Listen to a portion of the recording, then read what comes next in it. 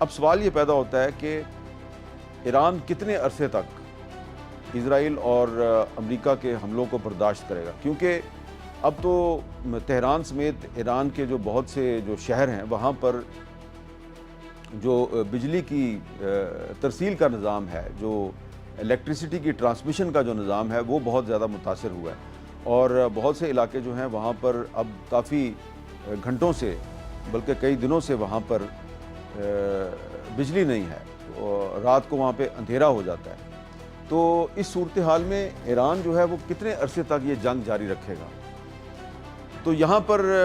یہ جو سوال ہے اس کا اگر ہم جواب تلاش کرتے ہیں اور ہم ایرانی میڈیا اور ایران میں جو سورسز موجود ہیں ان سے جب ہم بات کرتے ہیں تو وہ یہ ہمیں بتاتے ہیں کہ آیت اللہ علی خامنئی کے بعد ان کے برخوردار مجتبیٰ خامنئی صاحب جو ہیں ان کو سپریم لیڈر بنا کے ایران کی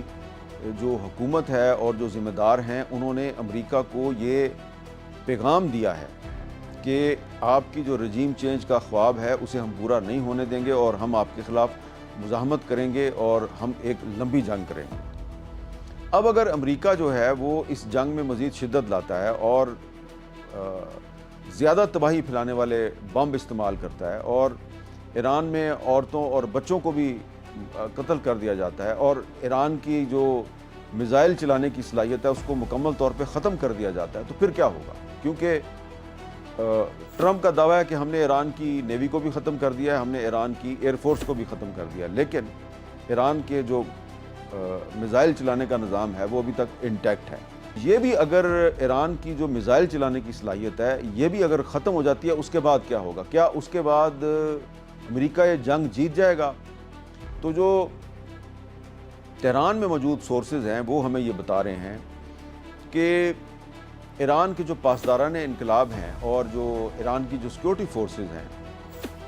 انہوں نے ایک طویل چھاپہ مار جنگ کا بھی منصوبہ بنا رکھا ہے، اور چھوٹے ہتھیار جن میں کہ راکٹ لانچرز بھی شامل ہیں اور مشین گنیں شامل ہیں، اس طرح کے جو ہتھیار ہیں وہ انہوں نے ایران کے طول و عرض میں پھیلا دیے ہیں، اور اگر ایران کی جو میزائل چلانے کی صلاحیت ہے وہ ختم ہو جاتی ہے اور ایران کی حکومت ڈس فنکشنل ہو جاتی ہے تو اس کے بعد ایران کے جو حکومت میں شامل لوگ ہیں بشمول صدر پزشکیان کے اور ان کے جو نیشنل سیکورٹی ایڈوائزر ہیں علی لاریجانی، ان سمیت جتنی بھی اہم شخصیات ہیں یہ چھاپہ مار جنگ کا حصہ بن جائیں گے اور یہ امریکہ اور اسرائیل کے خلاف ایک چھاپہ مار جنگ شروع کر دیں گے۔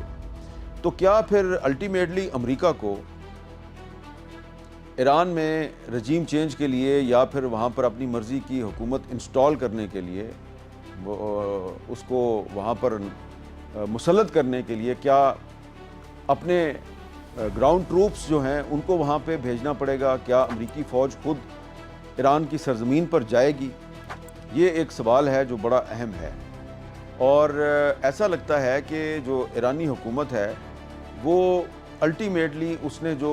ایک حکمت عملی بنائی ہے وہ یہ ہے کہ جس طرح امریکہ جو ہے وہ ویتنام میں گیا اور پھر ویتنام میں اس کو شکست ہوئی، امریکہ افغانستان میں گیا اور افغانستان میں اس کو شکست ہوئی،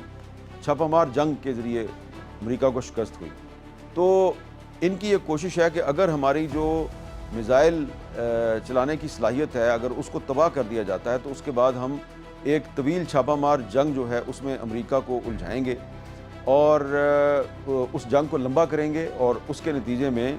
امریکہ جو ہے اس کو اپنے گراؤنڈ ٹروپس ایران میں اتارنے پڑیں گے، اور جب امریکہ کے گراؤنڈ ٹروپس ایران میں آ جائیں گے تو اس کے بعد پھر وہی ہوگا کہ جو آپ افغانستان میں دیکھتے رہے ہیں، جو آپ عراق میں دیکھتے رہے ہیں کہ پھر وہ خود کش حملے جو ہیں وہی ایک بڑا ہتھیار بن جاتے ہیں، میزائل کا متبادل جو ہے وہ خود کش حملے ہو جاتے ہیں۔ لگتا یہ ہے کہ اگر اس جنگ میں کسی نے میڈیشن کی کوشش نہ کی، فوری طور پہ کسی نے ثالثی کی کوشش نہ کی، تو یہ جنگ لمبی ہو جائے گی، اور جنگ لمبی کرنے کا فائدہ جو ہے وہ ایران کو ہے اور اس کا نقصان جو ہے وہ سراسر امریکہ کو ہے، کیونکہ امریکہ جو ہے اس جنگ کے جو معاشی اثرات ہیں اس کی وجہ سے وہاں پر آپ کو پتہ ہے کہ کافی ریاکشن بھی ہے، اس جنگ کی امریکہ میں بہت زیادہ حمایت نہیں کی جا رہی، امریکی کانگریس کے اندر بھی اس کی بڑی مخالفت کی جا رہی ہے۔